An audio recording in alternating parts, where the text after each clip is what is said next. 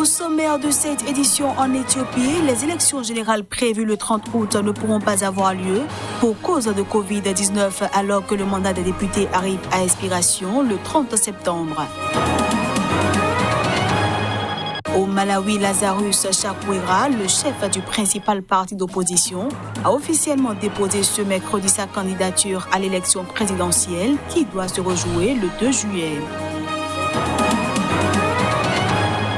Et puis, tentative d'invasion déjouée au Venezuela, le président Nicolas Maduro a affirmé que les 2 Américains arrêtés seront jugés au Venezuela.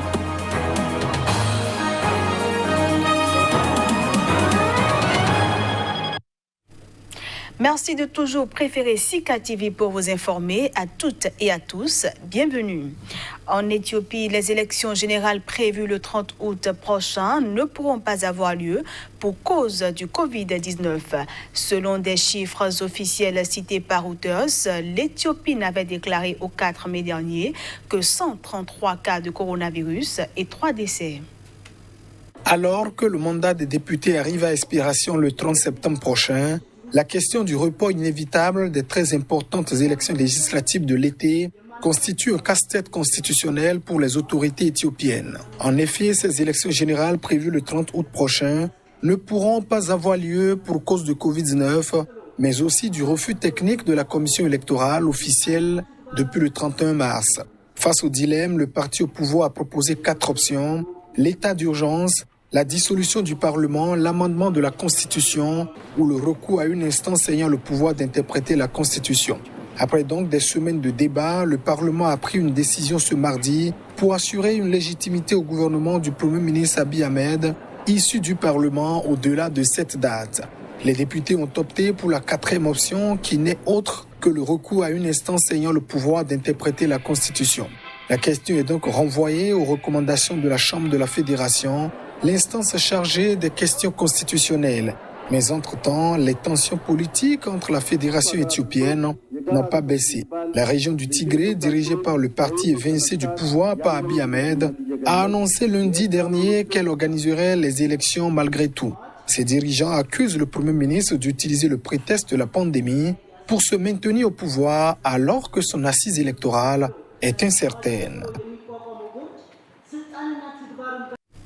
La présidentielle aura bel et bien lieu au Malawi. Le chef du principal parti d'opposition a officiellement déposé sa candidature ce mercredi. Lazarus Chakwera a posé ce acte devant des milliers de partisans. L'élection doit se rejouer le 2 juillet prochain malgré la pandémie de coronavirus. Au pouvoir au Malawi depuis 2014, Peter Mutharika a été réélu en mai 2019 dès le premier tour de l'élection présidentielle, crédité par la commission électorale locale de 38,5% des suffrages devant son principal challenger, Lazarus Chakwera, avec 35,4% des voix. Mais saisi par l'opposition, la Cour constitutionnelle a annulé en février 2020 la victoire du chef de l'État sortant pour cause de fraude caractérisée. Elle a ensuite ordonné une nouvelle élection programmée le 2 juillet prochain. Le chef de l'État a fait appel de cette décision devant la justice qui doit se prononcer prochainement. En attendant, c'est le leader du parti du Congrès du Malawi qui a ouvert le bal des prétendants à sa succession. Lazarus Chakwera s'est présenté mercredi à Blantyre, la capitale économique malawite, pour déposer sa candidature devant la commission électorale locale. Cette fois, il est soutenu par l'ancien vice-président Saulos Chilima, qui a renoncé à se présenter après être arrivé 3e avec 20,2% des voix lors de la présidentielle de 2019. 9 candidats doivent participer au scrutin de juillet. Jeudi, le président sortant doit officialiser sa candidature à ce scrutin qui doit se dérouler malgré la pandémie de Covid-19. Un total de 38 cas d'infection, dont 3 décès, ont été recensés à ce jour au Malawi. Ignace Sossou devra encore patienter jusqu'au 19 mai prochain pour avoir le cœur net quant à son sort. Le journaliste d'investigation béninois a été interpellé et condamné en décembre dernier, en première instance à 18 mois de prison pour cyberharcèlement, et ce, suite à une plainte du procureur de la République. Mais lors de l'audience du 5 mai dernier, le procureur général a fini ses réquisitions en demandant 12 mois de prison. Le gros péché qu'a commis Ignace Sossou a été de reporter les propos tenus par le procureur de la République du Bénin lors d'un atelier. Depuis le 19 décembre, le journaliste est privé de sa liberté de mouvement. Le 5 mai, en audience, les avocats du plaignant ont demandé confirmation de la peine de première instance qui était de 18 mois d'emprisonnement. Mais ceux d'Ignace Sossou ont en revanche réclamé sa libération. Finalement, le procureur général a fait sa réquisition en demandant 12 mois de prison et 500 000 francs CFA d'amende. Sous les pluies de questions, le professionnel des médias a déclaré que les erreurs et les aléas des tweets en direct justifient sa présence devant le tribunal, mais que cela ne le rend pas coupable de cyberharcèlement. Selon ses avocats, l'infraction n'est pas constituée. Pour eux, il n'existe ni éléments légaux, ni éléments matériels ou encore intentionnels. Le jugement a été mis en délibéré pour le 19 mai. On reste au Bénin où le gouvernement a fixé la reprise des cours au 11 mai prochain. Cette reprise concerne les écoliers du cours moyen deuxième année CM2, les élèves des collèges et lycées ainsi que les étudiants. Cette décision des autorités béninoises s'inscrit dans la perspective de la tenue des examens de fin d'année. Pour rappel, les cours avaient été suspendus le 30 mars dernier à la demande des parents d'élèves, craignant pour la vie de leurs enfants en raison de la pandémie de Covid-19.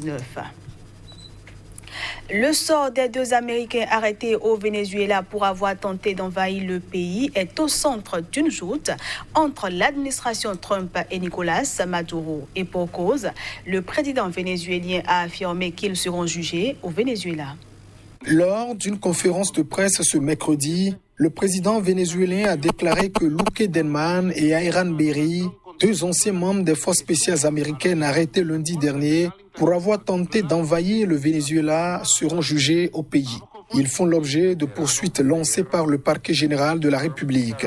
Ils sont bien traités et leur procès se déroulera avec les pleines garanties et de façon juste, a assuré Nicolas Maduro. Un peu plus tôt mercredi, le secrétaire d'État américain Mike Pompeo avait affirmé que Washington ferait tout pour rapatrier Luque Denman et Ayran Berry.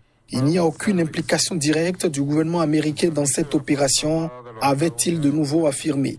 Mais Moscou, allié traditionnel de Nicolas Maduro, a jugé pas convaincante l'affirmation de Washington selon laquelle le gouvernement américain n'a rien à voir avec ce qui s'est passé au Venezuela ces derniers jours. Pour Nicolas Maduro, il ne fait aucun doute que Donald Trump a dirigé directement cette invasion, tuée dans l'œuf dimanche dernier sur la côte caribéenne. Le dirigeant socialiste et la justice vénézuélienne accusent l'opposant Juan Guaido d'avoir recruté des mercenaires avec des fonds bloqués par les sanctions américaines pour fomenter cette opération avec Jordan Goudreau. Il a produit la copie d'un contrat signé entre Goudreau et Juan Guaido, entre-temps pour fixer les thèmes de cette mission sur papier. Mais l'opposition vénézuélienne a démenti être en relation avec Silvercorp USA et estimé ce mercredi que ce faux devrait servir à justifier une tentative d'arrestation de Juan Guaido. Toujours lors de sa conférence de presse ce mercredi, le président vénézuélien Nicolas Maduro a déclaré que 4 nouveaux terroristes ont été capturés. On les suit. Je dois vous informer que 4 nouveaux terroristes viennent d'être capturés. 4 nouveaux terroristes, je dis bien. Entre 2h du matin et 12h30, soit 7h à 16h30 GMT. L'opération Negro Primero continue donc.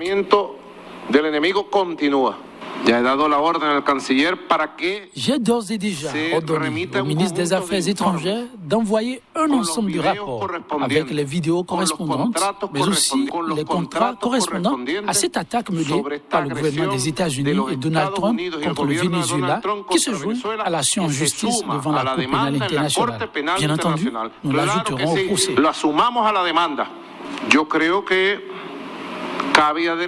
Je pense que la demande d'extradition est juste, selon l'accord d'extradition entre les États-Unis et le Venezuela. La demande de Jordan Goudreau, qui a avoué ses crimes contre la légalité, la paix et la souveraineté du Venezuela, est juste et nous allons demander son extradition auprès des autorités américaines. On passe cette fois-ci à la revue de presse Afrique.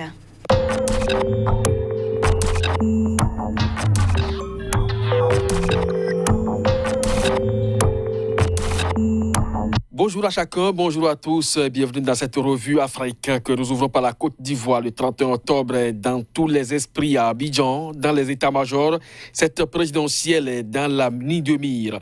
Le quotidien d'Abidjan voit qu'au sein du parti présidentiel, il y a une suspicion généralisée au sommet de l'État et dans l'armée. Le journal de conclure que plus rien ne va au RHDP. À 5 mois de la présidentielle incertaine, écrit le nouveau réveil. Tout s'effondre, président Ouattara. Qu'allez-vous faire maintenant, lui demande le rédacteur de l'article. En tout cas, la guerre de positionnement est déclenchée au sein de la majorité du fait de l'absence pour raison de santé du candidat désigné, Amadou Gon Coulibaly.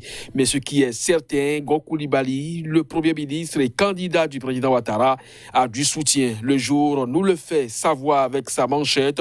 Nous soutenons la candidature d'Amadou Gon, a tenu à clarifier Deli Mamadou, chef du cabinet de Mabri. Les législatives dernières au Mali, toujours au cœur des controverses. L'Indépendant rapporte que la COSEB révèle des contradictions dans les résultats des législatives proclamées par la Cour constitutionnelle. 536 bureaux de vote annulés dans son arrêt contre 927 dans son annexe à Bamako, Kati, Bougouni et Sikasso. De quoi semer la confusion dans les esprits. Dans ce tourment, les femmes s'en sortent mieux.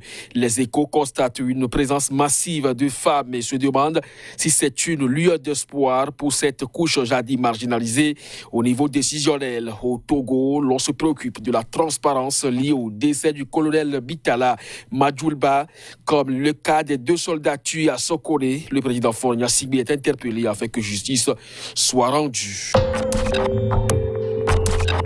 Au plan sanitaire, Cameroun Tribune nous informe que les relais communautaires doivent jouer un rôle clé dans la sensibilisation contre le coronavirus. Le jour, toujours au Cameroun, note plutôt un grand relâchement dans cette lutte contre l'épidémie. Et au Burkina Faso, aucun relâchement à quelque niveau que ce soit. Le quotidien rapporte que des contrôles systématiques commencent dès la semaine prochaine dans le cadre du port obligatoire du masque dans ce pays.